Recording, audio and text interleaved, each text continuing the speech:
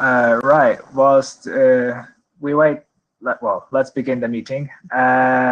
Whilst we wait for some people to join, and while we'll go through the introductory slides, we are looking for a minute taker and a Jabber scribe. If you would like to volunteer, either join the chat, well, say so in the chat, or let us know via audio.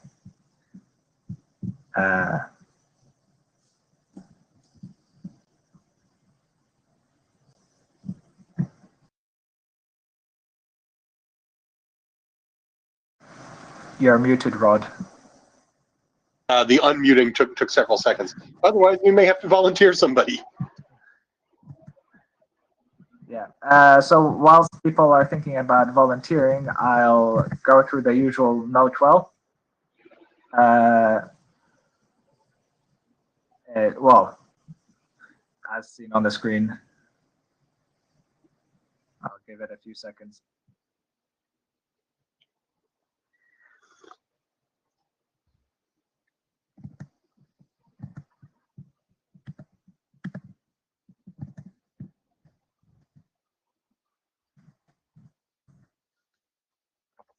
A few more seconds for the next slide.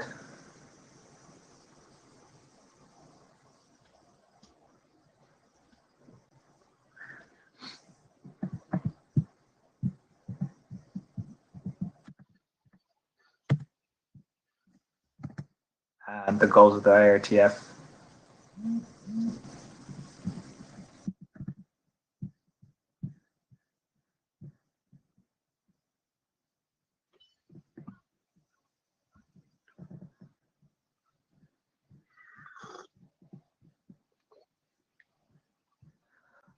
All right. So while people are joining, before I start with the rest of the chair slides, we are still looking for a Jabber scribe and a minute taker. Being a Jabber scribe is pretty simple. Bruno just says he doesn't see the slides. Does nobody see the slides, or do people actually see the slides? There's a presentation view button at the top. Okay. Well, for Bruno, there's a presentation button on the top, so maybe that's it. Anyway, we're still looking for Jabber scribe and minute taker volunteer.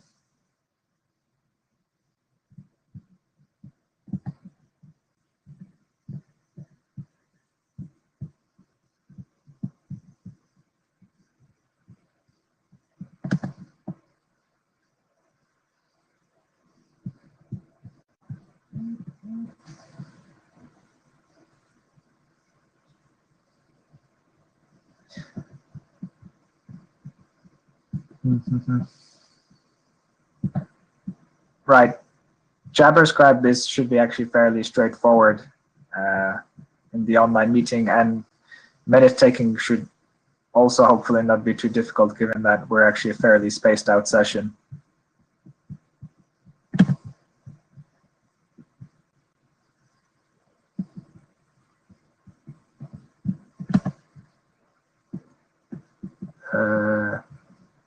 Bruno. Yeah. My mute and unmute button has extremely high latency, like in excess of 5 seconds. Bruno, you're asking to share the screen, which I don't think is what you wanted to do, is it?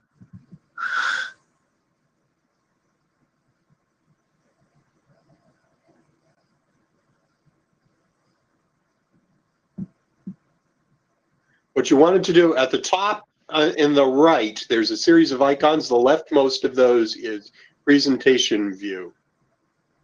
Not your own, not to share your own screen, but to it should be right about the middle of your screen at the top, or at least it is on mine.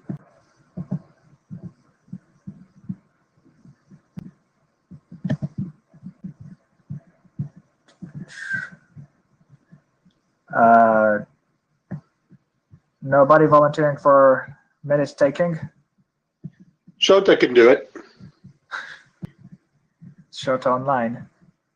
Shota, you want to be the note taker?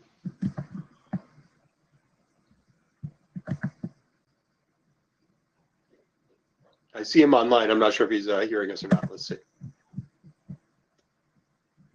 Can't see slides or Rodney or hear audio. Huh. That's interesting. Is there audio? I can't hear anything. Oh. Seems to be working okay for me. Yeah, some people do hear us because people do react in the chat to some of my questions. Weird. Let me just reshare the screen. See if that works.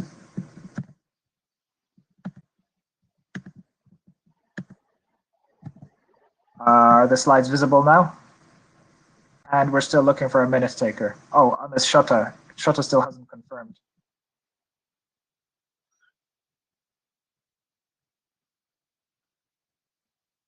Okay. Bruno says he got it now. Good.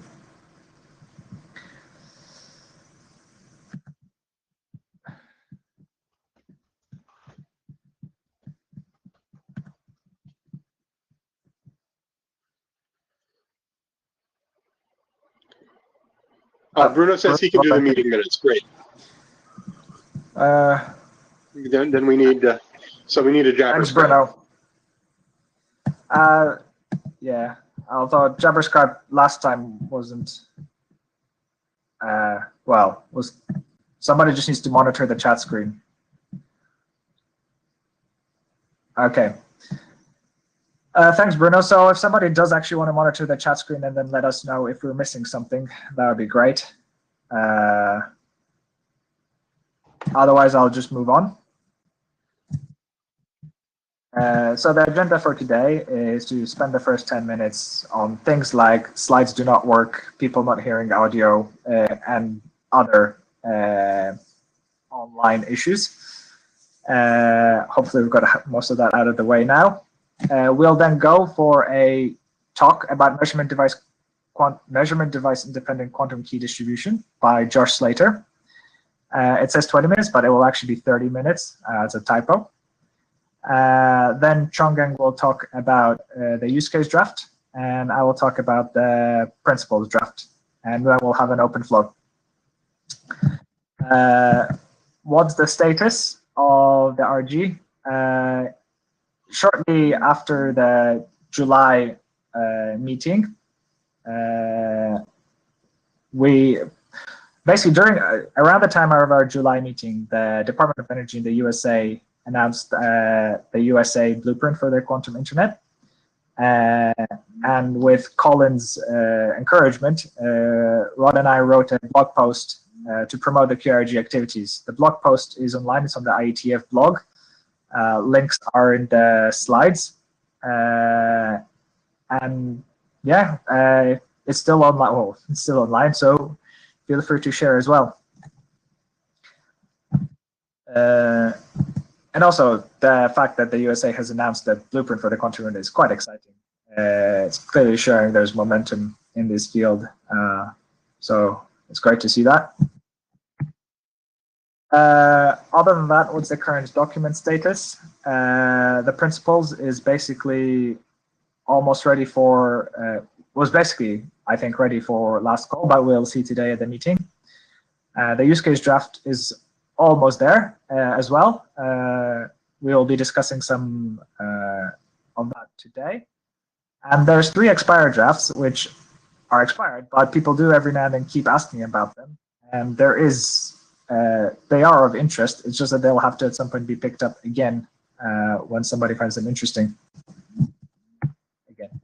Other than that, this is my and Rod's proposal for what we will be doing subsequently, because 2 of the active documents are kind of being wrapped up. So we will rather focus now on education. We'll try to focus mostly on talks like the one that will be coming up from researchers on current topics.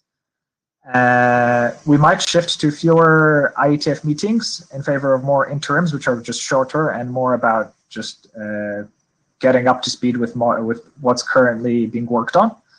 Although that is not to say that Internet Draft RFC work will stop. We can still keep doing that. That's going to still keep happening, and we'll still be meeting at IETF meetings. With that said, Rodney, do you have anything to add to that? Nothing in particular, just my helicopter flying overhead. Okay, so right. So I would like to also introduce our first speaker. Josh, would you like to share your slides whilst I introduce you? So Josh Slater, Dr. Slater, has been doing quantum mechanics for over 15 years now.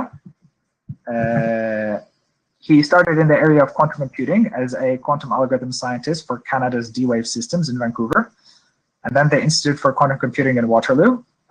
Afterwards, he decided to head to graduate school and made the switch to the quantum internet. In 2014, he finished his PhD in Calgary, Canada, performing several important experiments in quantum communications, quantum entanglement, quantum repeaters, and quantum cryptography.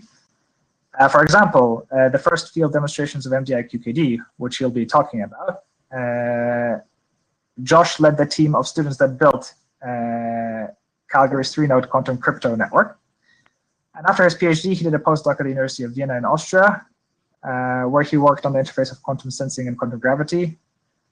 And so having had a whole range of experience in quantum, he joined Qtech in the Netherlands, where he is a quantum scientist engineer leading one of the engineering teams focused on raising the technology readiness level of quantum communications and building quantum internet deployments.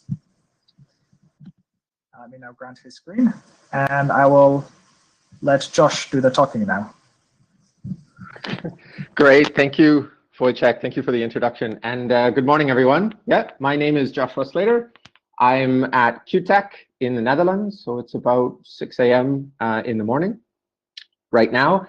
And this is my first time being at the QIRG or IRTF, IETF, any of these sorts of meetings. So this is kind of exciting and fun to see what happens here. I was asked to give a little bit of a talk about MDI-QKD, and I said, well, what kinds of things in particular might this group of people be interested in? And I received a list of, I think, 8 or so different topics and questions. So, and a lot of them were more about quantum internet than MDI-QKD itself. So I decided to say a few things about quantum internet too. So Josh, you're not sharing video. I don't know if you intended to or not. So we have your slides, but we don't have the view of you. Sure. I don't know if that was up to you whether you want to share it. But I know your camera works because we saw it during the test session. Because you saw me earlier. I can share video. Here we go. There we go. Good? Looks good. Thank you. Thank you for the nice compliment. Okay, good. So what is the quantum internet? I guess everyone in here knows, but just to be clear, the quantum internet will be a quantum communication network that will exploit the properties of light. Whether or not you know about qubits, it doesn't really matter, as long as you know this is what we're trying to do, exploit the properties of light. And that's for a number of different reasons. For instance, there could be users that say, I have important documents, and I want to authenticate it. There could be users that say, I have some particular chunk of quantum data, and I want to get this into a quantum computer. That will need a quantum internet to do this. And there might also be quantum computers situated somewhere in the quantum internet. And these quantum computers might want to connect to other quantum computers, share entanglements, share quantum states for some kind of cloud quantum computing. And these are the kinds of people we imagine will be using the quantum internet. So that was a little why we want to build it. Let's start with something a bit fun, which is the top 7 facts, just so we're all on the same board here. The first is that the quantum internet will use quantum technology to provide quantum services to users. I think we all agree on this. The next one, which I hear sometimes, some people ask me if the quantum internet will replace the conventional internet. And of course, the fact there is no. Quantum will not replace the conventional internet, the conventional networks. It's only going to supplement it with new functionality. Third fact is our communication channels are definitely going to be optical. We have no way in the physics world to make qubits with radio waves. We don't know how to detect qubits with microwaves all that well, so we are definitely looking in the optical domain.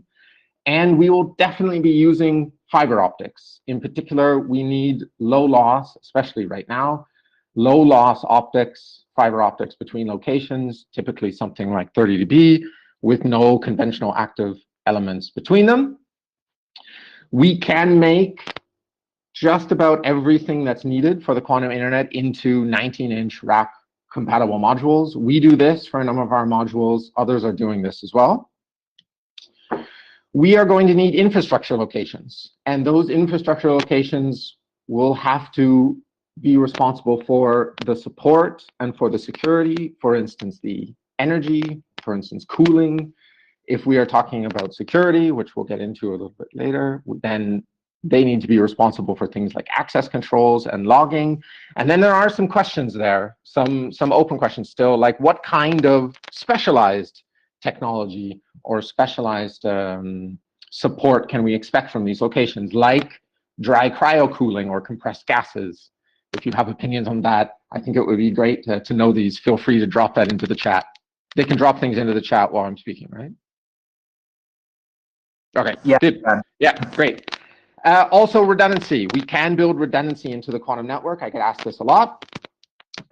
We can do this, though the best techniques haven't been explored yet. And the eighth, not really a fact, but there's really a lot of uncertainty still. We don't know who's going to be building the hardware for this. We don't know where it's going to be laid down. We don't know how much control is going to come from agencies like governments, for instance. And we also don't know how we're going to get to a full-blown quantum internet. Nevertheless, we have something of a roadmap that has been developed at various stages. QTech had a particular paper on this about 2 years ago, which in the way we lay out this roadmap is going from certain low-level functionality, like just point-to-point qubit transmission, and increasing quantum functionality over time. So we're down here right now, point-to-point qubit transmission. These are commercial products. You might be aware that you could buy these things, and these commercial products allow for things like quantum key distribution at the moment without end-to-end security. And that quantum key distribution is for applications in encryption, authentication, and whatever else you might use a key for.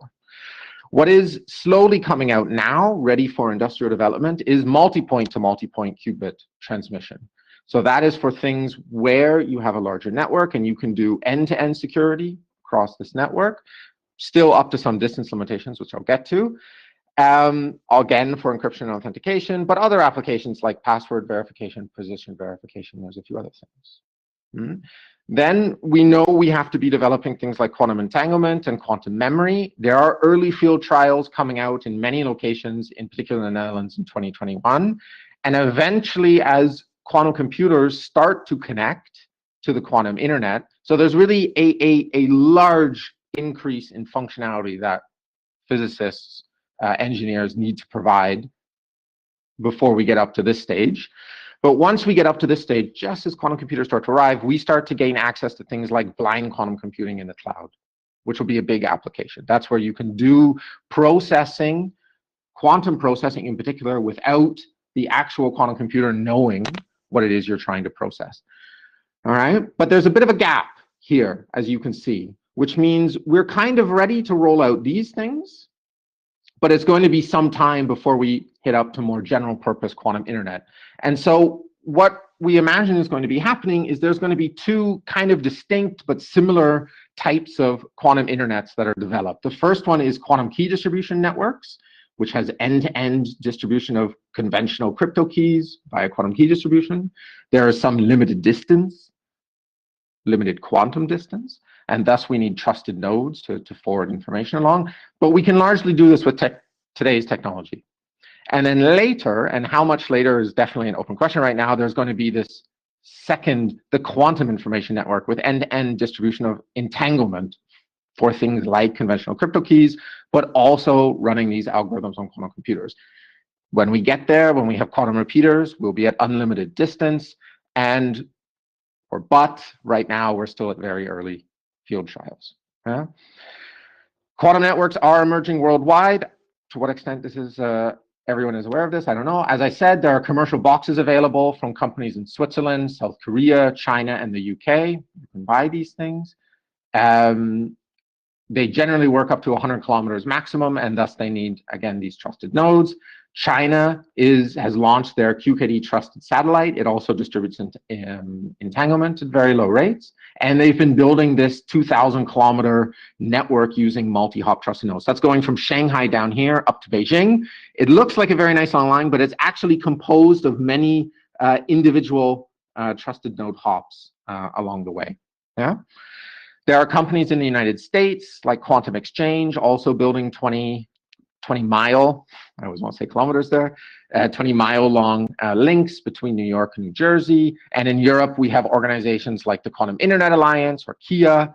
There's the Open QKD Consortium building testbed networks in various locations around Europe.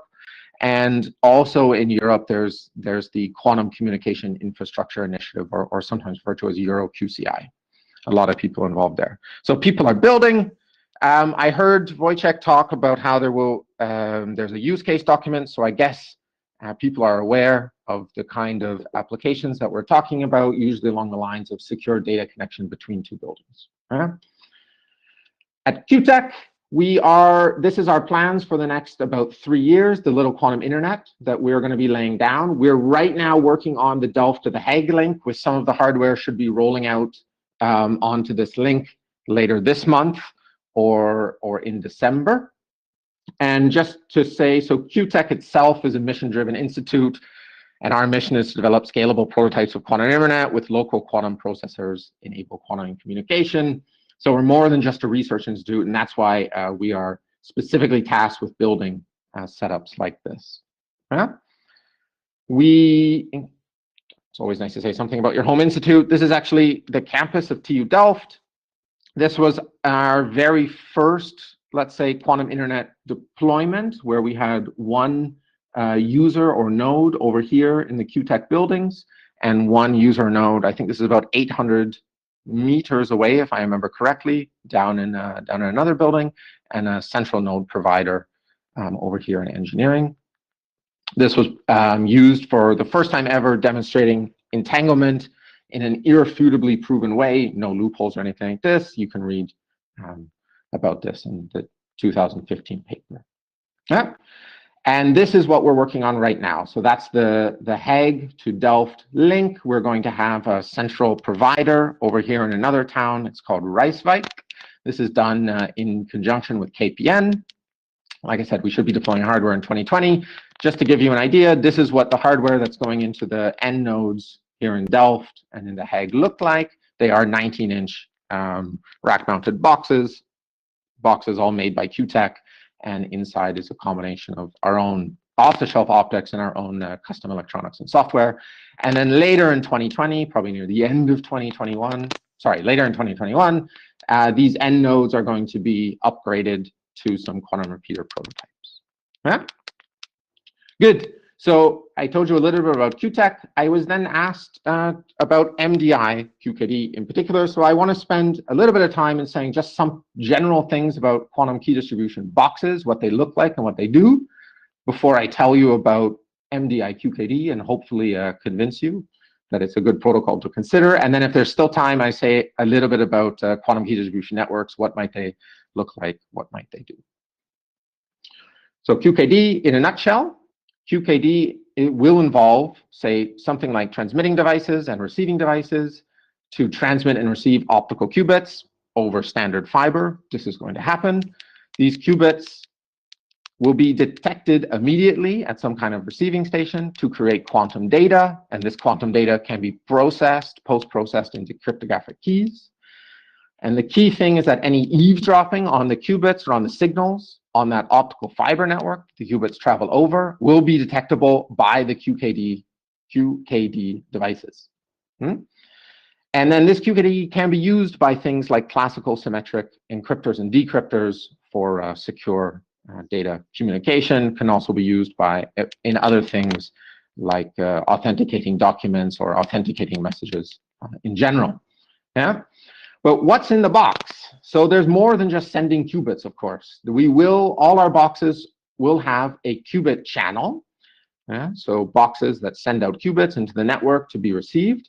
But these qubit channels perform best on dark fiber. So they only operate up to some distance limit or loss limit, let's say 20 to 30 dBs typically. And while we can make them coexisting with, say, WDM channels or conventional signals, any of these signals will decrease the performance and the operational distance of our QKD boxes. We, in general, will also need a quantum control channel for some, let's say, quantum physics control of certain hardware elements. There are things like lasers inside of these boxes that need to be frequency locked or stabilized. There are, yeah, that's the most important one, let's say. And so we will need something like our own quantum control plane for exchanging data. And again, we can mix this WDM with the qubits. That will decrease performance. So it is generally better if it runs on its own fiber. And of course, we also generally use a conventional control plane or conventional control channel for things like enabling the network, delivering service across messages, et cetera, et cetera. And again, WDM is fine. WDMing that with the quantum control channel is fine. So we can mix these together without problems, but it's generally good to keep the qubit channel separate. Yeah? Trusted nodes, yeah, I'll just say, so trusted nodes, we need these because of this 20 to 30 dB limit. The way we get around that for people that want to service over more than 20 to 30 dBs is by essentially having an intermediate, what we call trusted node, which receives qubits, translates that to just classical data, and then translates that back to qubits, which sends over an optical fiber again to another receiving device. And what that means is that if you're using this trusted nodes for things like QKD or the exchange of cryptographic key, what that means is that your cryptographic key is visible for some time at this interface, at that trusted node. And so if you have many of these trusted nodes, well, you need to trust every single one along the path, and this could be a problem. But at the moment, that's the best we have for solving this distance limitation. Yeah. Another, or the first, let's say, big question that many of us in the field have been asking is, what exactly is the service we should try offering with QKD boxes? There are a few things that we often talk about. One is the idea of just offering people pure quantum hardware boxes. So we supply basically only transmitting boxes, receiving boxes, and we say, we can provide quantum secure keys via our boxes, but you're responsible for whatever you do with the keys, all the security hardware, the security software around the boxes. You're responsible for the fiber. This is one way we could go. There are talks about interfacing with particular software and hardware security providers so that we provide the actual application hardware as well. So we provide the encryption, we supply our quantum boxes and also things like encryptors, but still say, okay, user, you're responsible for the boxes, you own the boxes, you're responsible for the network, you run the network, but look, we supply all the hardware. And there's also talks with various organizations about maybe the best way forward is we actually offer managed services or something, operate something like an MSP, and we provide the entire secure communication network.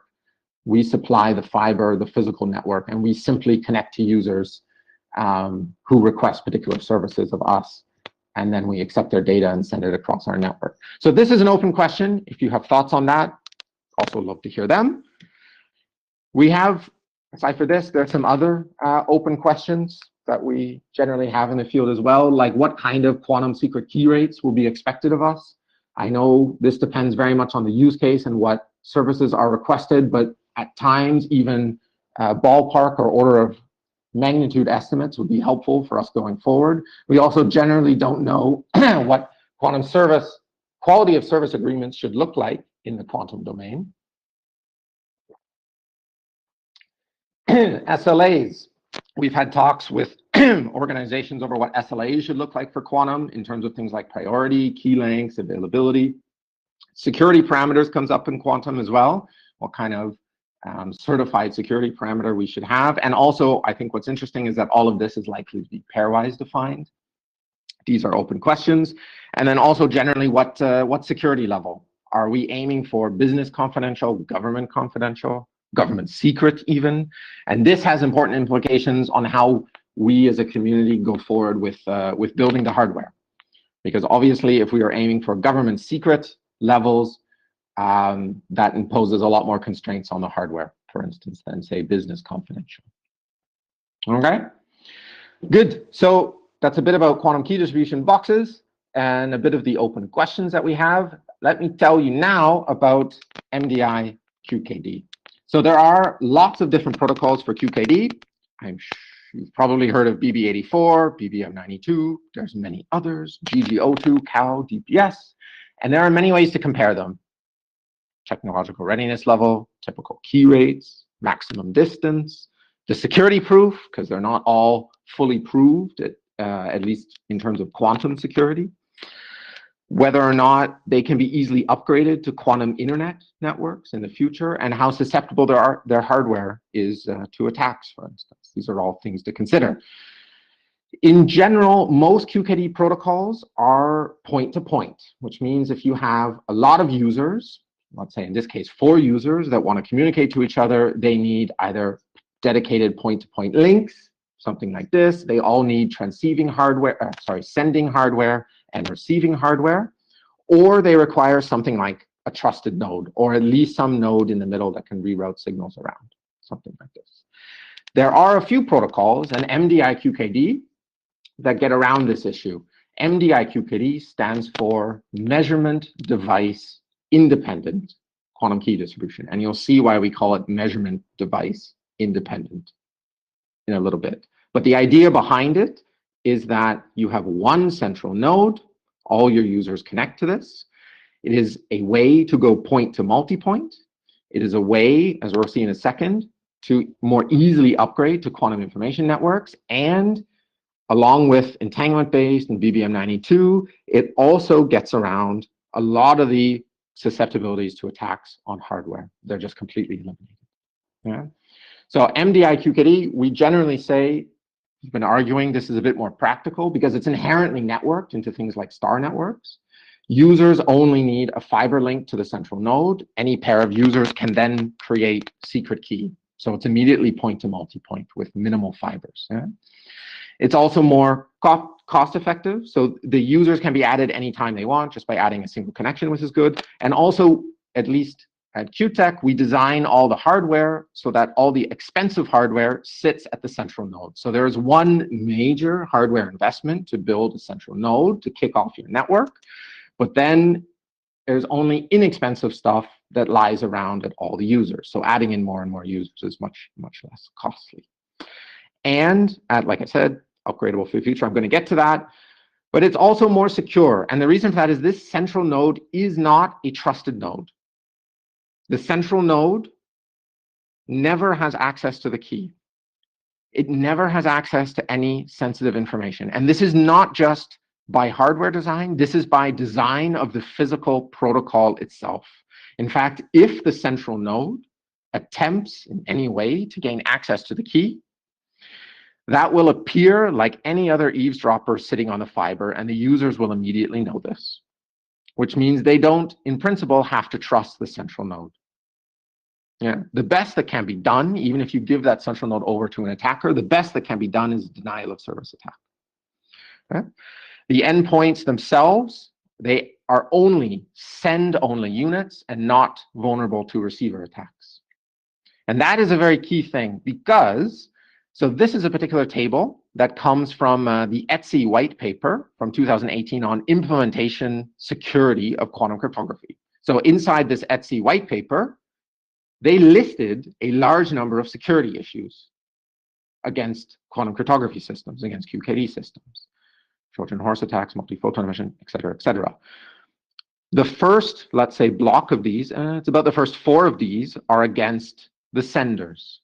And all of these can be avoided by what's called privacy amplification. So PA, privacy amplification, PA, PA, PA. The next block of these are all against receivers, the detectors. And there, it is much more tricky. So there, the techniques to protect ourselves against these attacks involve things like active monitoring, like detector symmetrization, the problem with active monitoring, of course, is that, well, what happens if someone attacks your active monitoring? What happens if someone hacks into your active monitoring or takes control of your active monitoring? Then this is no longer a good security measure. What is explicitly listed throughout the document is, look, MDI-QKD is intrinsically a way to protect yourself against a large number of these attacks. So we always say MDI-QKD is more secure for this reason. And then the other point is this upgradability. So I'm not, to what extent everyone is aware of this, I don't know, but in general, for quantum internet, almost every architecture at the hardware level for quantum internet has things called quantum repeaters, say at 2 locations. And these quantum repeaters, about halfway between them, actually very close to halfway between them, is a midpoint station that does some kind of Bell state measurement.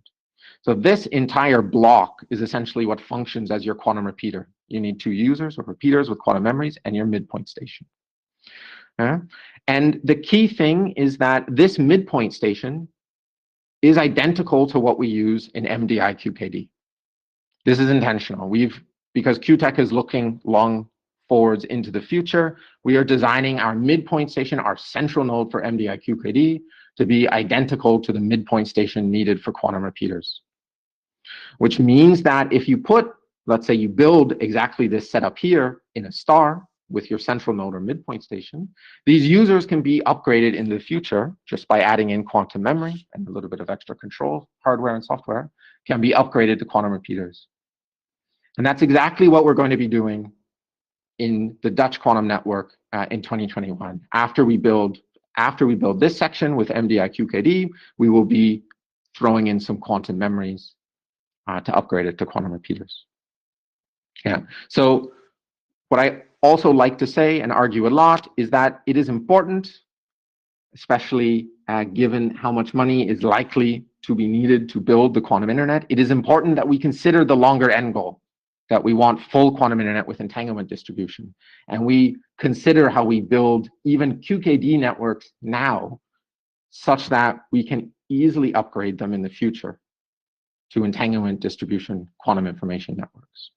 We know things like we know midpoint stations are going to be needed. This is almost a certainty. And we know that, we know from simulations, from analytic work, that asymmetric links, so if this midpoint station is closer to one side than the other, that already degrades performance quite quickly as this starts to become asymmetric. So laying down QKD networks, midpoint stations, and symmetric links will do a lot going forward into the future. Good. Okay, I'm going to skip over all these this last section with all these nice graphs, but I just wanted to say there are some other open questions which maybe would be interesting to people in the room, like whether or not we should, I said at the start that all our quantum internet systems and quantum cryptography systems work better over dark fiber, but whether we should immediately be thinking about WDM multiplexing, we don't know which is the right direction to go. Should we optimize fiber use essentially with multiplexing or optimize the quantum performance? We don't know. Point-to-point, is point-to-point sufficient, say in the short to medium term, or should we go point-to-multipoint very quickly with the early networks, these test beds that are being built around Europe? It's a question there. To what extent are trusted nodes allowed? They're certainly going to be required in some situations. If anyone says we want a QKD network spanning 800 kilometers, well, we know we need trusted nodes there. But if your network is only to span 100 kilometers, 200 kilometers, well, should we avoid trusted nodes? Anyway, it's likely that users and governments will decide this, but this certainly plays a role on how we build because protection measures are going to be needed everywhere. We have questions, we talk about questions in terms of enrollment. How do we get more people into an existing quantum network? We want to avoid things like vendor lock-in, so I guess we need some standards at some point. Should we allow anyone to connect? There's going to be exchanges at some point, IXs, but in the quantum domain. Should we allow anyone to connect to them? How should we deal with, say, networks that connect to these exchanges that start acting suspicious? And what do we do about lawful interception? There's a real question there. If we are going to say that we're offering a secure network an unconditionally secure network with unbreakable communication, what happens when we actually have to break it? We don't know. These are open questions still. Good. So just a couple takeaways. The quantum internet, it's going to start with quantum key distribution for now, and full quantum internet will come later. This will take time. I think it is likely to be 15 to 20 years. Probably people have been saying that forever, but 15 to 20 years until we really get to full quantum internet. Our QTEX, the Dutch quantum network, we are starting up next month and upgrading to repeaters early next year. We will have a test bed. We have a project called Quantum Q&E, Quantum Network Experience, where people can log in and use the network. That will come online at some point as well. Yeah. There are many open questions that, as physicists, we just don't know how to deal with, like what service to offer, WDMs, trusted nodes, network management, for instance. There are many QKD protocols. I will say again, at QTech, we like MDI QKD because of its better security, its upgradability, and we believe cost scaling. And I strongly believe we should be designing the physical topology for these networks now so that we can easily roll out quantum information networks when they come about. Right. If you want more information, this paper here in Science from 2018, this laid out the QTech roadmap for quantum internet. Feel free to check that out. That goes into much more detail of some of the things I said. And also, if you liked listening to me, you can Google me on YouTube, Joshua Slater QCrypt. I think I have a 90-minute talk on more details of MDI QKD when I was younger and less secure, let's say. But yes, so that's there as well if you want more details. Anyway, thank you very much for listening. Great, thanks, Josh. Great talk. So, questions. I actually see something on Jabber from Bruno. Why do we need QKD or PQC to replace classical public key infrastructure in the first place? Yeah. Can you say something about that? Yep. I normally have some slides about this, but the issue is that when quantum computers come about, there is this Shor's algorithm, which will allow breaking a number of algorithms that are used in conventional cryptography. Not the symmetric encryption algorithms, but the asymmetric algorithms that are used for key distribution and key encapsulation. And so the problem becomes when these quantum computers are about, if rogue governments or rogue agencies, people we don't trust, have access to them, if they will be able to break the current today public key infrastructure we use for key distribution, which essentially means they'll control the communication network, honestly. I've heard that from other people as well in security. And so we need some better techniques to protect that key distribution. And one way to do that is quantum key distribution. Great. We'll have time for one question. Somebody has one.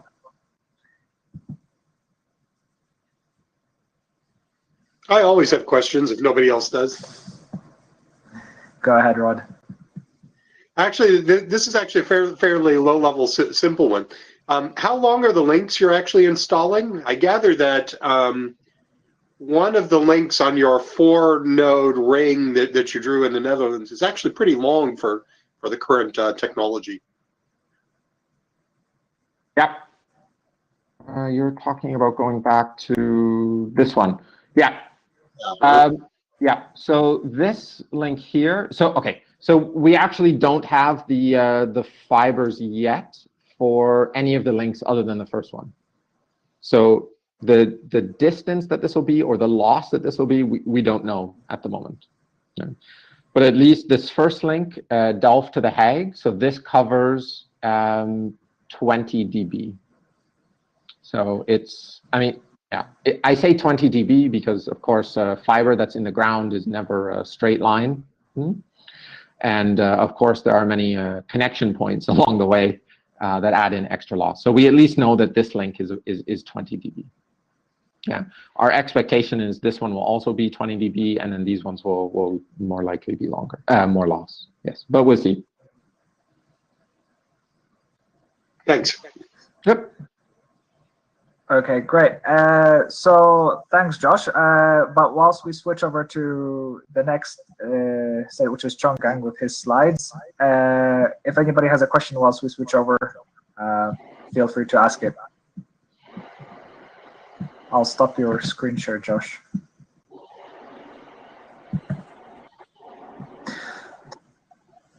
Okay, thanks, Josh. Hope everybody found that interesting. Oh, I have something from Joey Salazar. Would you like to unmute yourself? I think you have to do it yourself.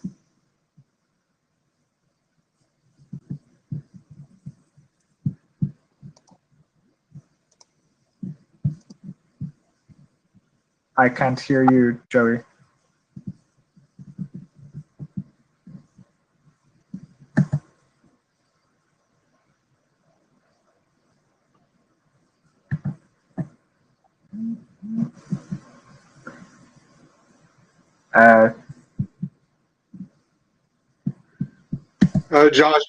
Joy says he'll put it here on the chat. Okay. There was also another question in the chat from Shota, and he said, "Josh, did you say that the QKD networks have E2E end-to-end conventional keys?" I'm not sure if he's asking about the authentication of the nodes, or. So the QKD networks can provide end-to-end conventional keys. Okay, so it provides end-to-end keys to the end nodes, but does not have E2E confidentiality, or it does have end-to-end confidentiality? Okay, I think that might be a discussion, because I'm not exactly sure how Shota is defining confidentiality here.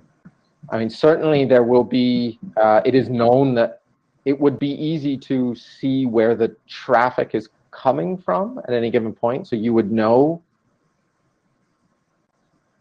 Yeah, I mean, you would know who is distributing keys with who. This could be figured out just by monitoring classical traffic. But the key itself would not be known to intermediate nodes, at least in the case of MDI QKD and entanglement-based and other protocols like this. But yes, okay, certainly. so your midpoint Bell state analyzer node there, yes, does not have to be trusted, but you get secure end-to-end keys across that, right? yes, and then okay, so that's the question Shota was asking. Hallman Baker just said there's traffic analysis attack, and I completely agree. You would know which users are at which times trying to generate key with each other. That said, the keys would then be storable, for instance, and you wouldn't know from that point when these keys are getting used in principle. Okay, Wojtek, I think we need to move on. We're already running a little overtime. That's fine if we run a bit overtime. We do actually have a bit of leeway this time. So we won't have to cut anything short. Okay, thanks, Josh, again. There's a question you can answer in the chat offline from Joey, but in the meantime, we'll switch over to Chonggang. So hi, Chonggang. Okay, just go ahead. Hello, hi, Wojtek, can you hear me well? Yeah, I can Yes, we can hear you. Okay. So I assume the slide is fine, right? Okay. Looks good. Okay, thank you. Hello, everyone. My name is Chonggang Wang. So today I'm going to share with you kind of a short presentation about the status and also the recent updates to our applications and use cases for quantum internet document. So basically want to share with you our primary major updates after last meeting. So we need a background. Hello? Sorry. Do you know that you're not sharing video? Oh, let me try. I'm sorry. If you don't want to, that's fine. Oh. But yeah. I guess I forgot. Let me try. Send video. Woohoo. There you go. Yeah, there you go. That showed up. Okay. Okay. Thank you. Yes. Let me come back. All right, that looks good. Okay. Thanks. Yeah, thanks. So kind of just a recap, the little bit background about the current version 03. So basically back in May, this document has been accepted as a research group document. And then in July, IETF meeting, last meeting, we presented the version 01, and then received quite a few good comments and feedback. And after that, we generated version 02 to address those comments we received from IETF 108. And also this version 02 has been shared through the email reflector, and also received some comments, especially comments from Patrick and Ojek. So the current version 03 is kind of, if we compare to the version 01, we have presented in last IETF meeting, and the next slide will show you what's the major updates we did after last IETF meeting. So we kind of reorganized the section 6, which is about the general requirements. We split this section into two parts. 6.1 is the background, and 6.2 is the requirements. In addition to that, based on the feedback from last meeting, we added a new paragraph about the management-related requirements as a part of this 6.2, trying to see from the if we have the quantum internet in future, we need to manage and coordinate the quantum resources either for a quantum node or for the whole quantum internet. And the quantum resource could be the quantum memory and the quantum qubits, and also could be the quantum collection being established among two quantum nodes. That's the part we added from management perspective. There is a requirement. And then we also, based on the feedback from last meeting, we added the two paragraphs in section 9, security consideration, basically to discuss the privacy related issues. Although one of our use cases applications is about the privacy preservation, like the blind quantum computing. Some terminology we also kind of, based on the email discussion, in order to avoid any confusion and make the terminology more consistent with the principal document, we replaced the quantum subnetwork with the quantum network, just called quantum network. Again, there are some editorial changes throughout the whole document just to increase readability. I didn't put it over here in the slides. I saw that we already have discussed in an email, but overall, the three types of application or use cases being described in this document is one is based on the CoKD. We describe the secure communications based on quantum K distribution. The second application we call the blind quantum computing. The third one is the distributed quantum computing. That's kind of three applications being included in this document. So next step, these slides kind of I put together these slides like before the last Friday, and after that I received some very good feedback comments from Logitech. So I think the next step is going to address the comments from Logitech, and also if there are some further more comments, feedback from the team QIRG here, we would like to continue to address those comments, feedback to improve the document furthermore. That's our goal. So I think that's kind of, I don't know if I need to show the content of this, the recent document or not, but I would like to hear any kind of question or feedback from you. This is the last slide of my presentation.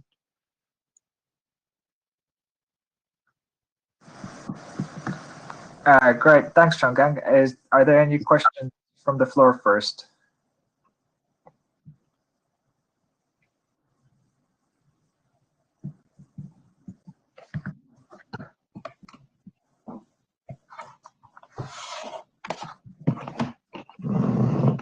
Joseph, did you mean to enable your mic instead of your camera?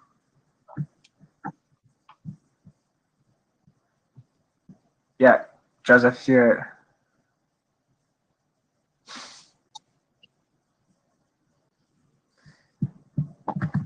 Okay. There are no questions at the moment. I have actually a question. So I wrote that email on Friday, and I don't know. I'm still a bit confused about your classification of control plane versus data plane applications in a quantum context.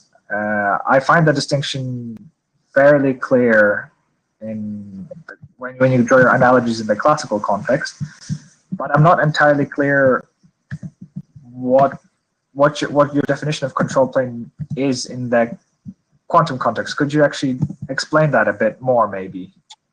Okay, sure. Thank you. Would you take? Maybe I show that table. I'm sorry. I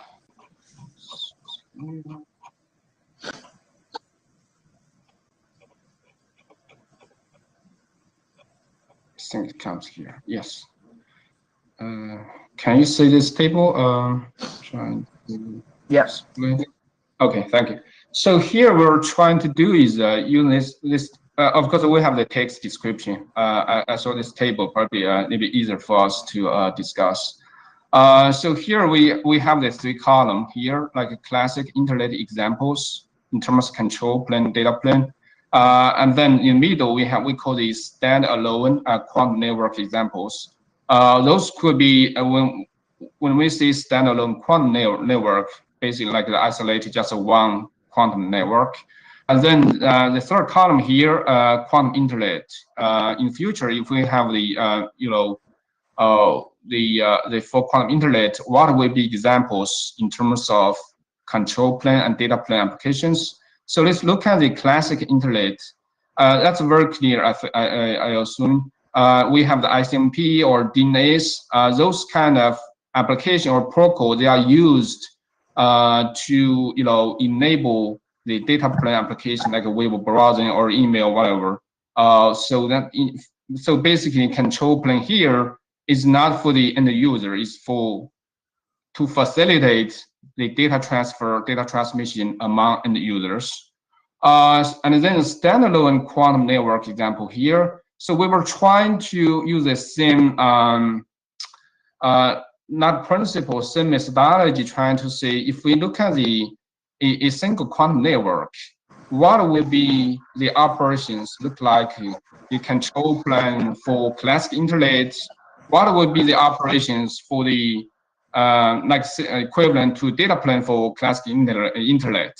So here we were saying for one of the major operation for the one single quantum network is kind of we call the entanglement distribution in order to establish end-to-end quantum collection among 2 users. That's kind of the major purpose for the quantum network. And then for doing that, we need some support, some signaling to control the entanglement distribution.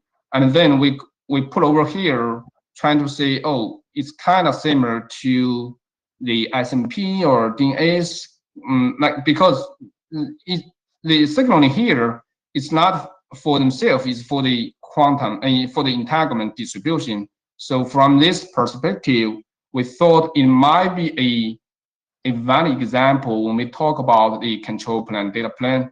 But I know there might be something a little bit different from like we do here for the classic internet. And then when we look at the quantum internet, this 3rd column, I think it's a little bit more clear here is no matter what, let's say we have a QKD, we have some even if the repeater, quantum repeater based QIN quantum information network, but the data plane is still like very similar to the classic internet. Could be like the video conference, but it has a better security using CoKD-based secure communication setup to allocate the quantum case for let's say just both parties for this video conference. It's more secure. That's a data plane application. And then for this case, in order to support this application on the data plane, the control plane will be the CoKD or the quantum pin. In order to serve or facilitate this CoKD-based video conference. That's kind of the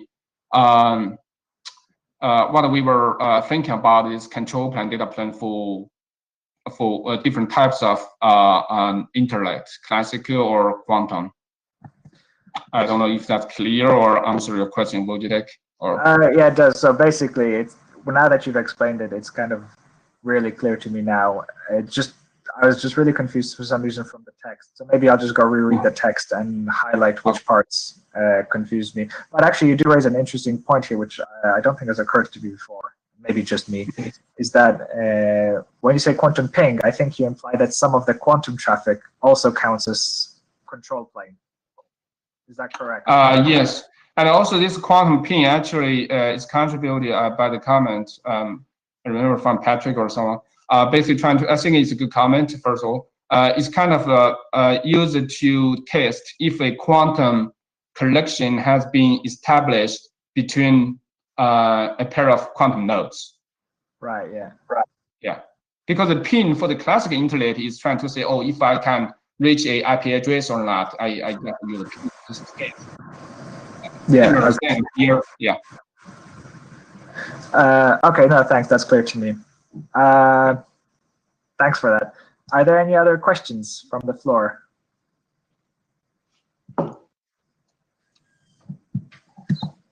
Something in the chat. This question might not be completely appropriate, but I was wondering, document for guiding the layman rather than a quantum expert. Also, should the distributed quantum computing section include an example of enhancement gained from distributed quantum computing? I don't know if sorry if I fully captured that or not. Could you? It's in the chat as well. It's also in the chat. If you just move to the chat window, the question might be easier that way. Okay, thank you. Let me see.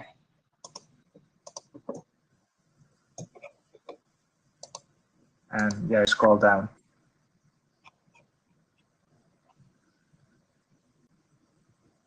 This all right? Yeah. Please. I'm wondering if the go to this document for guiding a layman also should the distributed quantum section include example of the enhancement gained from I think this has two questions. For the first one, I think there might be two relevant purposes here. One is to it could be as a good document for the laymen who are interested in this field, but they are kind of challenging for them to dive into the details immediately. And then instead of that, they can read over this use case document, trying to get a high level information like what quantum inter application will look like. I think that this document could serve that purpose. Relevant, and in addition to that is, I think even for this QIRG, it's more like when we do like in the presentation from the Wojciech, we have the principal documents, and also there were 3 documents being expired, but people also are interested in that. I think this use case document could be a good input and a complementary document for later on when we standardize or we do detailed document about different quantum internet, making them like the quantum collection establishment and so on. That's my answer for the first question, but I think probably Chairs Rod and Wojciech could have more insights for this question, the goal of this use case document. But that's my response.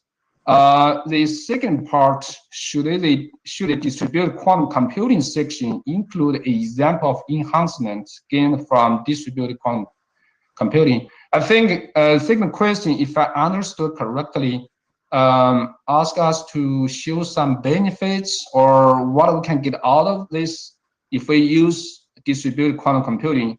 I think it's a good question.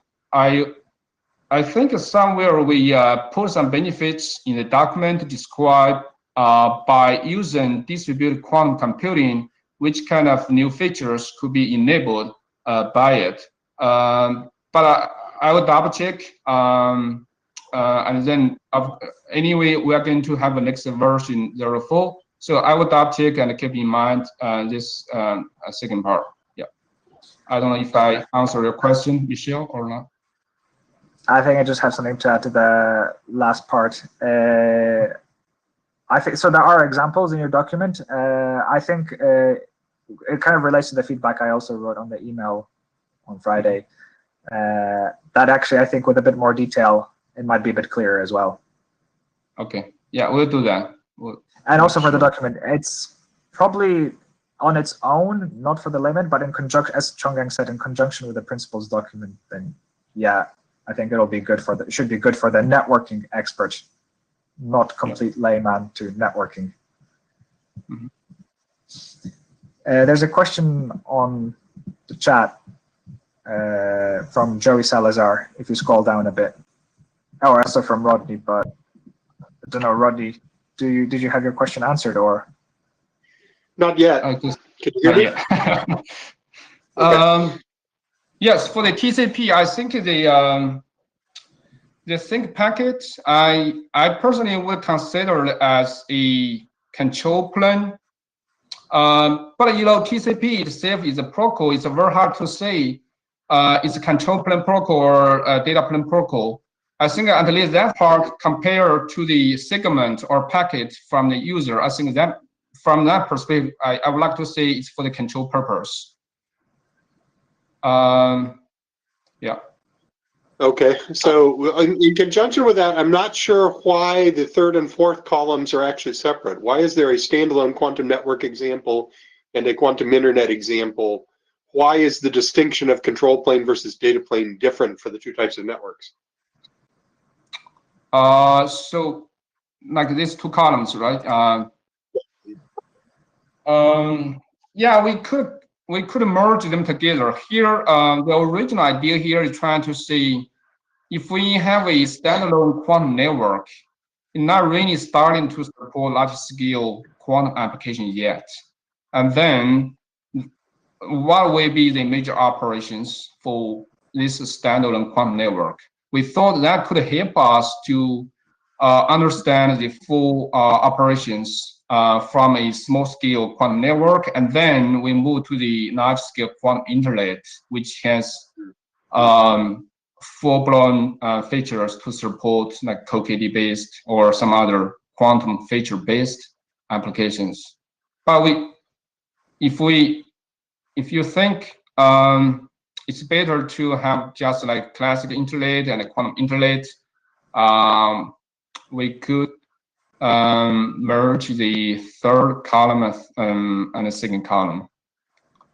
I think for control plane, for actual control plane work, there probably is a substantial amount of work at the border routers, but for the use cases document, I'm not sure that even the existence of a border router should actually matter. We should be able to run these applications in theory across the border, although maybe not all networks will support all functionality in the early days.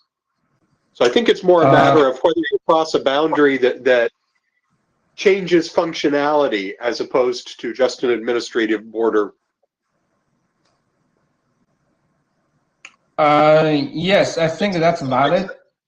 That's valid from the use case perspective. I think that's valid. We kind of not to touch like the structure or the term used, border router related or dependent. So maybe the better way is just to maybe for this table just has two columns, classic interlate and quantum interlate. That's my current opinion, but I should probably reread this and think about it a little bit more. But that's my current opinion, that they should be merged. Okay. Yeah. It's now 9 after. We have 31 minutes remaining, I think, if I'm looking at the No, clock it's full right. 2 hours. We have 2 hours for the whole meeting. Oh, we have full 2 hours? We go to the top of the hour? Okay, then we have plenty of time. I was thinking this was 100. No, so Yeah. I'm going to address. So at the end, Chongang asked question is whether the document's ready for group last call. I'd say it needs at least one iteration, but obviously open to the rest of the group and Rodney. I would agree it needs a little bit more too, and I should probably provide the same kind of feedback that Wojtek did, and I haven't done that yet. But I think it's shaping up quite well, and it'll be a useful addition. I do too. I think this is going to be a very useful document. Yeah, we will be very happy to receive further comments from Ronnie and from the team, and we'll be updating the document based on the recent comments and the questions people just asked during this meeting. Yeah. There's a hand raised from Philip Hallam Baker, if they still want to ask it. Yeah, actually, I just want to make a comment on the security considerations. I think it's important to frame things correctly. And what you have here is not cryptography. It is transmission security, which is a separate field from cryptography. And presenting this as the solution to quantum computing's attack on PKI, I don't think is particularly useful for two reasons. First, Kerberos is quantum resistant. You know, we've got a 45-year-old system that is actually a key distribution system that is resistant to quantum cryptanalysis. The second reason is that communication security is what the field is able to do today. You know, if you look at the breaches that are happening today, they're not communications breaches. You know, TLS is taking care of that, IPsec to a lesser extent. The problem that we have is securing data at rest. And none of what I'm seeing here is presenting me with tools that's going to secure data at rest. So it's interesting work, and I think there's a valid use case for a quantum internet, but framing it in terms of you're going to solve the problems of the security world, I don't think is helpful. Can you point to specific places in the document where you think that language needs to be updated? Well, it comes in the security considerations part, which, you know, I'm a security guy, so that's the part that I read first. But it's also, you know, it's trying to present this as, you know, I mean, the thing is that the word transmission security doesn't appear in the document, but security is used repeatedly. And also from the previous presentation, I think it's an unhelpful way of framing things. I think it's important that we get the framing right, because what you've got here is basically the killer version of transmission security. And quantum is really, really good for that, and will surpass anything like frequency hopping or whatever. And within the, you know, the limitations that people who go for transmission security today, you know, it's probably even easier to deploy than some of the other techniques. But presenting it in terms of this is a replacement for PKI, I think really is a bad strategy. This conversation probably becomes long, but do you think PKI or PQC does that actually protect data that's at rest? Or is that also transmission security? There are techniques that are being developed that are looking at data at rest, specifically my work, which is threshold key infrastructure. So yeah, I mean, like, PKI isn't ideal for data at rest. You need to extend it a bit by splitting up the keys, but it's still PKI. It's PKI on steroids.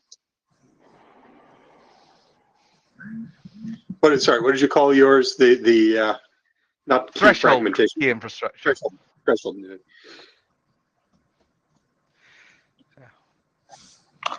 I mean, the point is that you're not going to be able to take this framework and extend it to data at rest, which is actually what we can. That's what people are really being concerned about with quantum and doing things like all that stored data, the data that we encrypt today that we want to keep secret. That is what is really scaring us. Because, you know, if I encrypt a top secret or compartmentalized security document, it has to be secure for 30 years.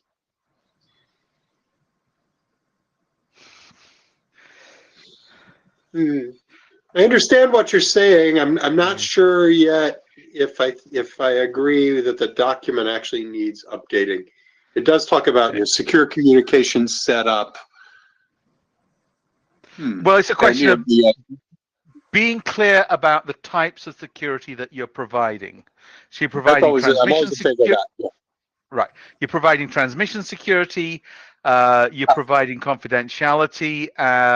We'd have to look into the traffic analysis issue. It's not clear to me that you don't provide any traffic analysis control, but we'd have to look at that.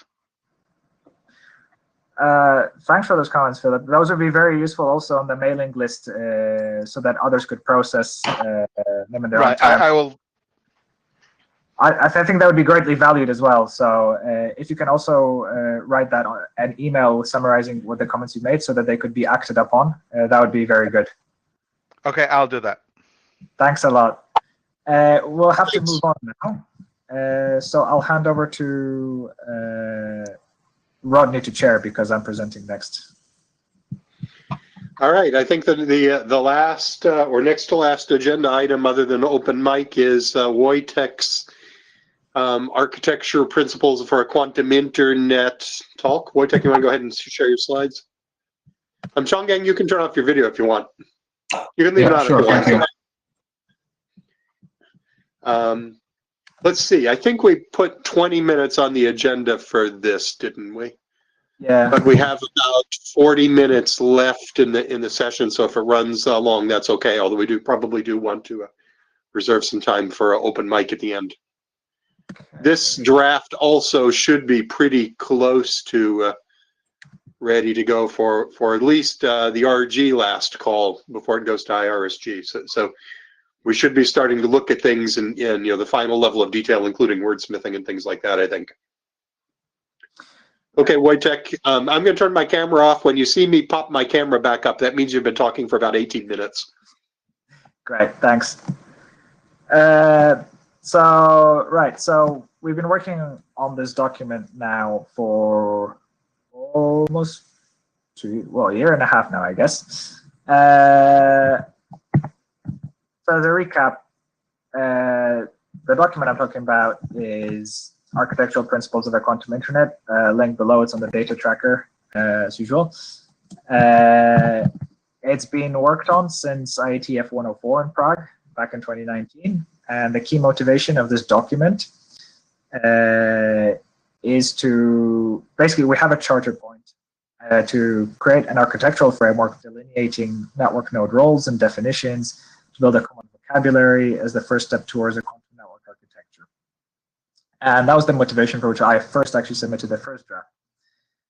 And also, it's also educational to a large extent. And I think in the end it will become that more as well. And because it's a great start, I want it to be a great starting point for people with no quantum background. And I think it'd be a very useful document for the rest of the IETF and IRTF community if it can fulfill that goal.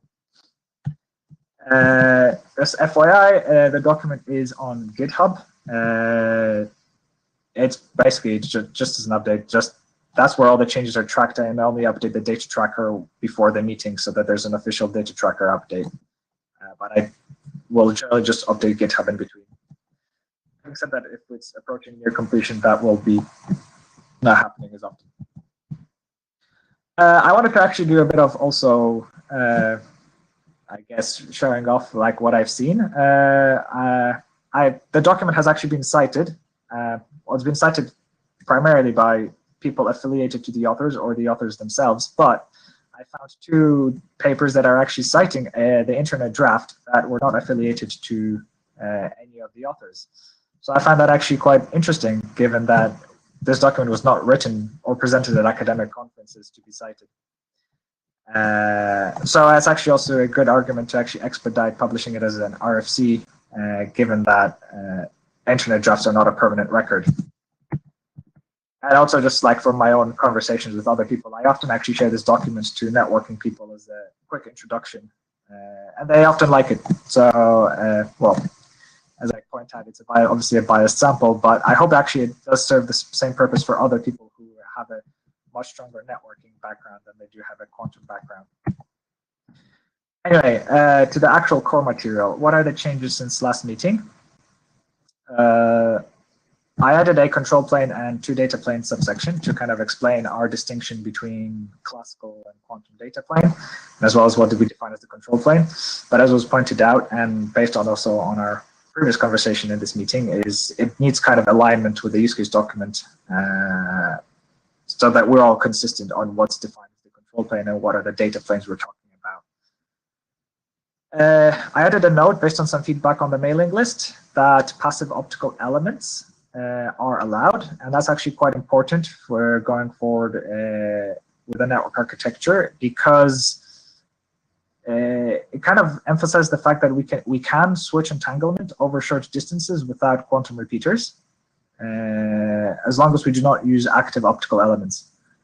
But that's obviously then you're bound still by the distance over which you can transmit photons without loss, as Josh mentioned in his talk. I also added some additional clarifications and a point that was kind of long, I've been kind of putting off for a really long time, which is adding references to academic literature.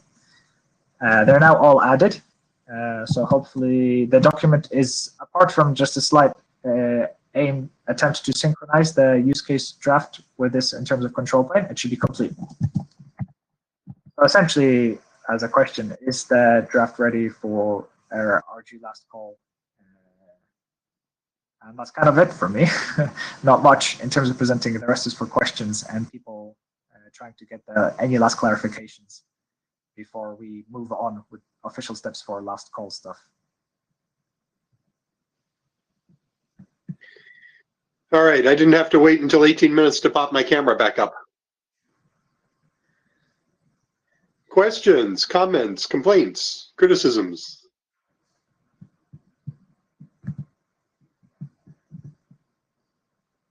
Advice, agreements,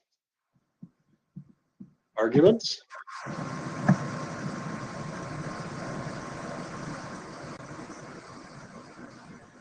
Someone unmuted.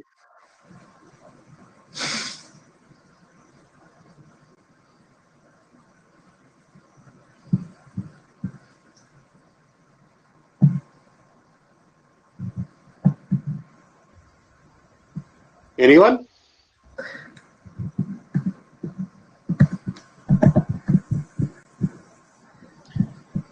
All right, Wojtek, I actually have a comment or two, mostly sort of small ones. I went back through my list of comments that I sent back in February compared to this. Yeah. And I know we went through some of these on the mailing list, but I don't remember the status of everything, each individual concept or each individual point that I had brought up. Did we end up with discussion of the first, second, and third generation networks in this? Yes. It's basically Shota's contribution to the document. Oh yes, I remember that. Which section is that? It's under error management. I Under believe. error management. There should be something like that.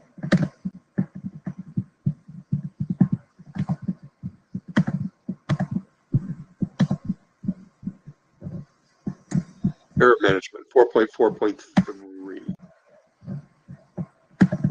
Page 13.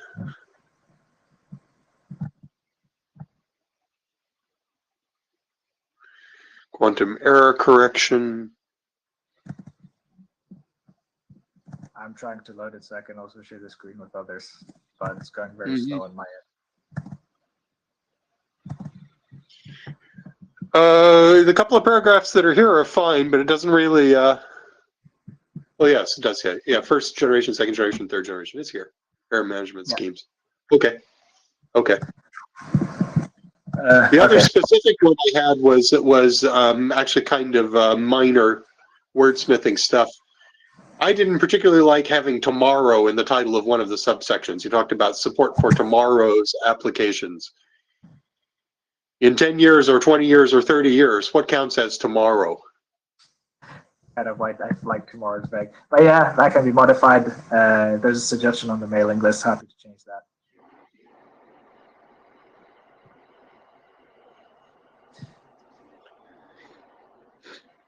I did not go through everything on the mailing list to see sort of how we were relative to each individual item on the mailing list. I was assuming you were taking care of that. Yeah. I kept track of all that. I think I've addressed all the issues.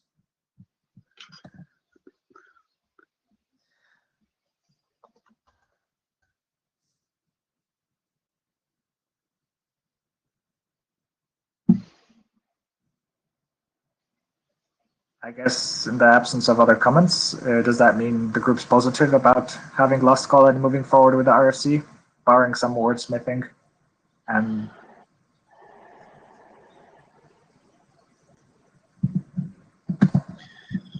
one thing I do think we should do before we declare either one of these ready for last call is we should actually sit down and read them in parallel and make sure the two of them don't disagree in any substantial either technical or terminology basis. yeah, I've read them both, but with days or weeks between readings, and so I haven't tried to actually do that. Yeah. Well, I guess perhaps because I did say in this presentation that there still needs to be alignment on the control plane, which addresses your thing that these documents should be consistent with each other. Perhaps let's keep this question of last call for the mailing list rather than answer it right now, because I still need to update that control plane section at least, or at least make sure it's consistent.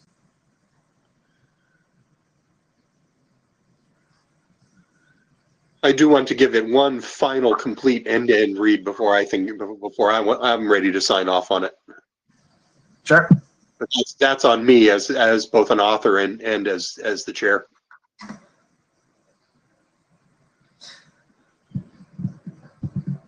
Cool. Well, then that's it for me. There are no questions from the group.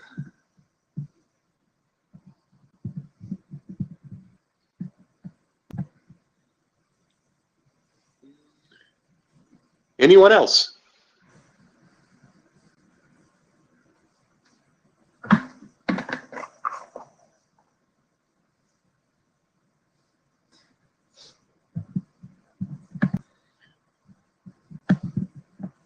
All right, let's ask how many people in the group have read this architecture document. Let's see, what draft is this? This is version 5, right? How many people have read either draft 4 or draft 5? How about we use the show of hands tool? So allow There should people be a way to do that. How do you know exactly how to do that? Yeah. So there's okay. I'll ask the question and see how this works. I'll just ask how many people have read the architectural principles draft, or are you specifically interested in the version 4, version 5? Well, I think it's probably good to ask how many people have looked at it relatively recently. I think the update between 4 and 5 was not huge, so I think either 4 or 5 is probably good enough. But some of the earlier ones, there were some pretty drastic changes between 00 and 01 and 02. Okay, so let's see how this works. Oh, I've just asked the question, and I guess now participants have to raise their hand or not raise their hand. Show hands tool. I think for those who are looking for it, I don't know how it shows up to other people. Yeah, it shows up to me. Okay.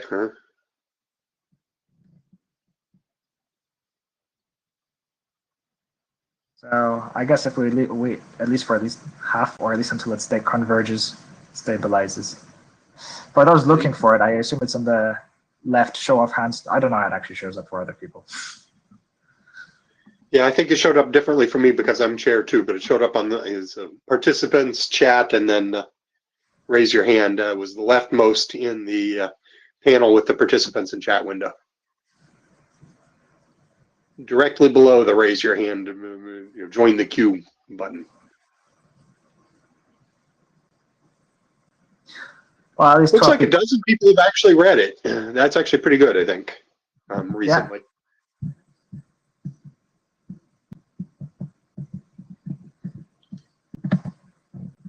Okay, well, so about that many. Let's take it for. Well, this can stay on whilst we discuss it. 12 people have read it, so I don't know. Diego and let's see. Diego and Joey both said that they read it and found it useful, that they like it. Thanks. Yeah. Cool. I'd say if we've had a dozen people actually read it recently, then we've had sort of a good set of eyes on it. But I do want to give it one more complete read next to the other one before I'm ready to sign off. Sure, sounds good. I'm not in a particular rush, but yeah, hopefully maybe before the next actual IETF meeting that we do attend. Well, I would actually like to see it sent for a last call and sent to the IRSG within the next couple of weeks if we can achieve that, because by the 1st of December we're moving into end of the year mode where people's distraction level gets high. Yeah. Shall we move on to the open floor then, or is there anything else that you want to say on the? That's all I had on the draft. Cool. So the last item on the agenda is open floor, which I guess is an opportunity for everybody to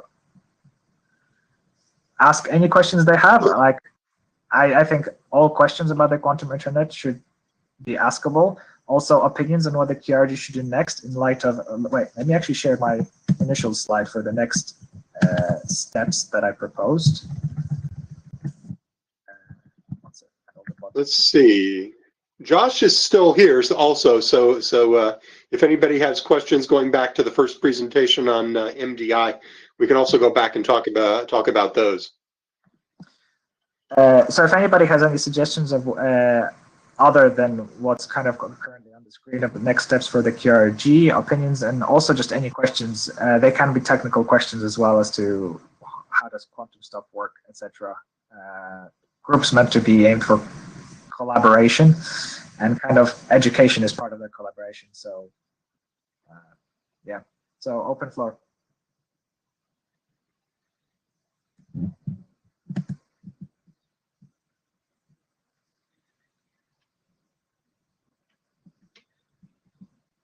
Hi, Colin.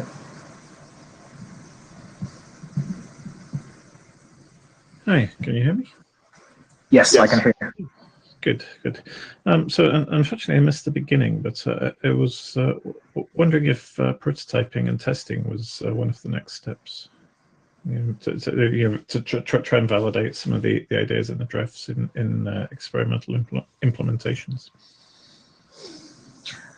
That's actually a really good question for either Josh or Wojtek. Is you guys are actually building a network, and does your implementation actually conform in some useful fashion to the architecture document? Yes, thanks, Colin. That's a great question. Yes, so Josh basically, as he said in his talk, there will be a first link up between Delft and The Hague by the end of this year. It's going online. So that is one example. More practically, in terms of how something that directly feeds off from QIRG work, then yes, next year. So Josh also mentioned that next year we're upgrading to quantum repeaters. And yes, the protocols we are implementing over there are inspired by all the discussions that have been happening here. I recently uploaded to the archive an article of the network layer protocol that we will be implementing on the actual setup, for example. And there's also a link layer protocol that has already previously been published.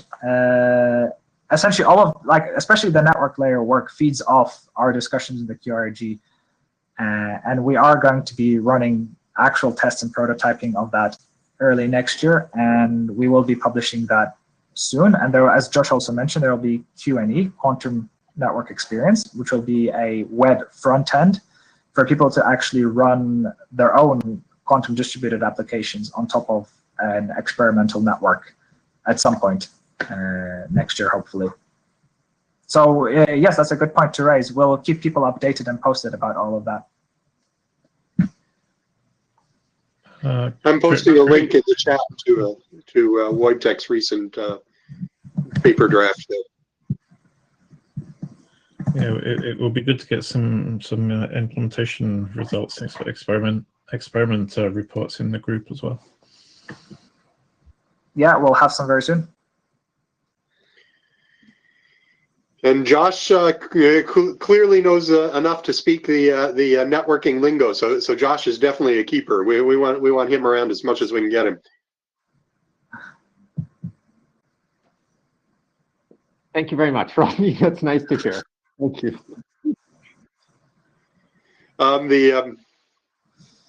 I did have a question going back to that, which I think is actually related to Shota's. Wojtek may also have some comments on this. You know, Shota and I were both sort of initially a little bit confused about whether the MDI central node actually has to be trusted or not. Part of that goes to the definition of what counts as a node, which in some of the work that we've done, we've sort of waffled back and forth about that. So your midpoint node that serves as the Bell state analyzer, we have debated off and on for years as to whether that counts only as part of the link and therefore is not visible in hops further down the path, or if it's actually a full first-class network node. And we had decided at one point that we thought it belonged only to the link, but we had not looked at this multi-point switching star-shaped kind of architecture that you're talking about for MDI. More recently, for some of the work that we've been doing on graph state quantum repeaters, which we haven't published yet, we have decided that the Bell state analyzers need to actually be pretty sophisticated and need to participate in the end-to-end communications. So our opinion on whether those are nodes or you know, whether they're nodes that are visible at the network level or whether they're just part of the link, our own opinion about that has changed in the last year or so. I don't know if either of you wants to comment on that. Right, so you're saying the midpoint should be active participant in the network now? Or is it more explicit? Yeah, Bruno also commented on that on the in the case of MDI QKD, the middle node facilitates star-shaped, so it also includes MEMS cross connects and things like that. It's more than just a BSM. It's more than just a Bell state measurement device or a Bell state analyzer. Yes, for MDI, I think it is, and also for the graph state-based repeaters, which we haven't talked about yet at all in QIRG at all, but I think for both of those cases, the Bell state analyzer probably has to be a full-fledged network that participates in routing and security and appears in the network topology and all those sorts of things. Whereas, you know, a year ago, our opinion was that it shouldn't. And speaking as an individual, you know, running our own research group. Josh said in the comments here, he also believes that the midpoints and center nodes should be active participants because it's acting to bring point-to-point, point-to-multipoint functionality. Yeah, you know, so the MDI use case actually brings that up pretty clearly to how important that is in that respect, I suppose. Yeah, the way my thinking has been going is that the Bell measurement station, the midpoint, is so especially the star networks that MDI QKD will work on, and Josh showed. I find, to an extent, an analogy between local area networks and layer 2 networks and what can be achieved with such a midpoint station, where we have a kind of local area network around a single Bell state measurement station where we can have multiple end nodes connected to one. And the switching is done by the Bell state measurement in the middle. And this involves no entanglement swapping. Well, it does, but no quantum repeater entanglement swapping. Just that midpoint station. And then when we want to go beyond these local area networks, we need proper quantum repeaters with quantum memories, which can perform an entanglement swap on a stored qubits. And that's kind of closer to what we know as layer 3 network layer networks. So I do actually agree that perhaps the midpoint, well, not perhaps, I do agree that the midpoint is an active element and will draw analogies to local area networks. And in fact, most realistic deployments, early deployments, might actually be just multiple end nodes around a single midpoint station. At least practical deployments, talking about experimental deployments, will probably be a single central station and multiple end nodes. Okay.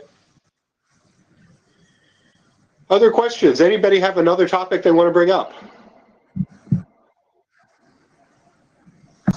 Can one cascade midpoints? Can one cascade midpoints? Can you can certainly cascade optical switches if your end-to-end loss is low enough, but the endpoints with the measurement devices themselves, or sorry, the midpoints with the measurement devices themselves, probably not. Yeah, the way I understand the question, I'm going to say no, because you need very good synchronization between the two end nodes using the same midpoint in order to. Kiriti extended the explanation a little bit. If A, B, C connect to MD1 and MD1 connects to MD2, and then MD2 connects to DEF. So no. In this current hardware, the MDs only receive, right? So your connection between MD1 and MD2 there, it's only going to receive. But if you put node G in between MD1 and MD2, then you would have a large network with multiple hops, and then you're doing multiple hops of MDI, where you have multiple memories involved. Josh could probably answer that.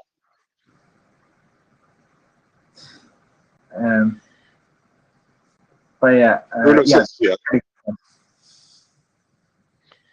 Bruno says you need quantum repeaters to do multi-hop MDI QKD, which that certainly agrees with my my understanding. At which point, at that point, you're doing entanglement-based QKD, maybe like the Eckert protocol, the E91 protocol, rather than pure MDI. And at that point, you are doing end-to-end, but you also have to be able to generate end-to-end entanglement, which is still the hard part.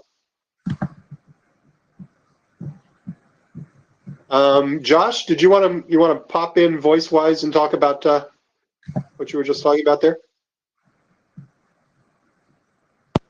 Yeah, sure. Sorry, it was just in regards to the discussion of whether midpoints are active in the network. So what I was writing was that the Chinese network is essentially a long connection of almost like super nodes. They're trusted nodes or something like super nodes, and then many users can connect to these super nodes in almost a star-like fashion. So one way to see this network is really a chain of midpoint type stations with each midpoint station having its own star network around it. Yeah, and I believe the American network between New York and New Jersey will have a similar physical topology, physical construction. which then, to me, adds to the argument that the midpoints are active elements inside the network. Who's leading the New York to New Jersey work? And is there something public about that? This is an organization called Quantum Exchange. Okay, I know them. Joey also has a question in the chat here. Josh, you might be the right person to answer that. I'll just read it out loud. If the measurements on qubit operations during the secure communication setup, referring to the use cases draft and follow-up from IETF 108 regarding data analysis, can be potentially used to identify track the user establishing that setup.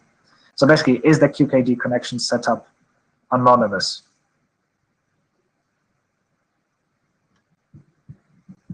I would say, well, it's as anonymous as normal control plane traffic, to be honest. It's actually not, unless you protect it, yeah, no, it's not anonymous, unless somebody corrects me. It would be interesting to try to build something anonymous on top of it, but the most obvious implementation, I think, is not. To get anonymous communication, I think, so for quantum key distribution, I think it would be difficult to build anonymity on top, but there are other applications which do distributed quantum-based applications which do guarantee anonymity. But we have to go beyond quantum key distribution networks into quantum information networks. And they go into this is beyond my expertise because it's application level for quantum. But there are things such as like anonymous transmission in the quantum domain, where you can transmit quantum data without your receiver actually knowing who it was transmitted from. So there's scope for much more anonymity, but it's beyond quantum key distribution.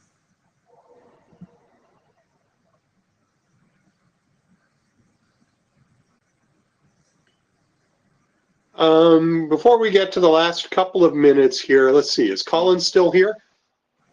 If Colin's still here, I'm pretty sure we did this last time, but since that was several months ago and we're closing in on final call for these two drafts. Colin, do you want to quickly toss in a word or two about what the process needs to be to finish these off?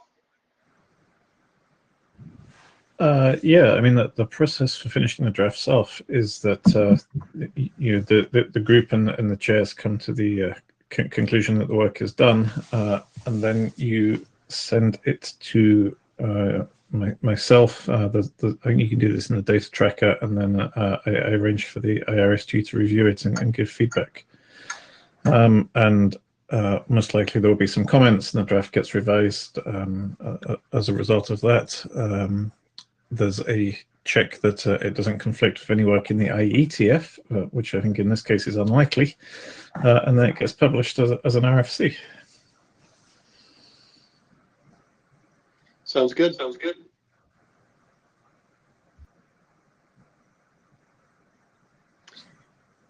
Any other comments or questions? We've got about 10 minutes left if we want to use it, or we can give people an extra 10 minutes to break before their next session.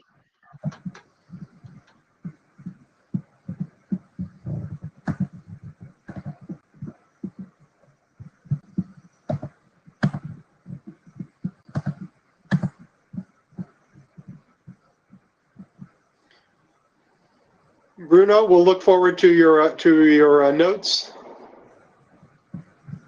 Yeah, thanks for the minute taking. I think that basically wraps it up. I'll stay online for the next 10 minutes, myself at least, if people want to ask questions. But overall, I'd say the meeting's basically over. I think we can declare it closed. I do think, by the way, that we should actually try to meet face-to-face the next time all of IETF gets to meet face-to-face, just because it's been a nice long time. The next, let's see, March has already been declared to be online. Is that right? I think. Yeah, that's declared to be online. So hopefully in July next year. Hopefully we'll see everybody in July. I think that's optimistic, but okay. I think March is right out, but I think July has a reasonable shot of actually happening. Yeah.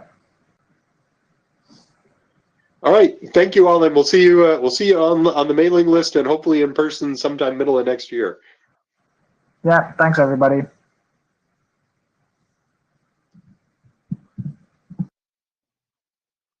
Thanks, Wojtek. Yeah. Thanks, Rod. And thanks, Colin and Josh, and everybody who contributed. Bye, y'all. I'm stepping out. Bye.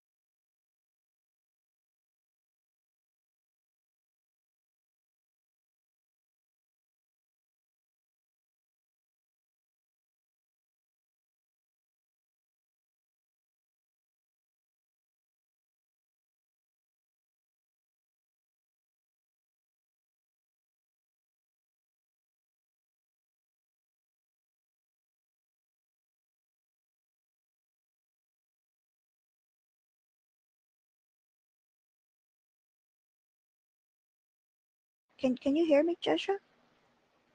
Still no? I can hear you.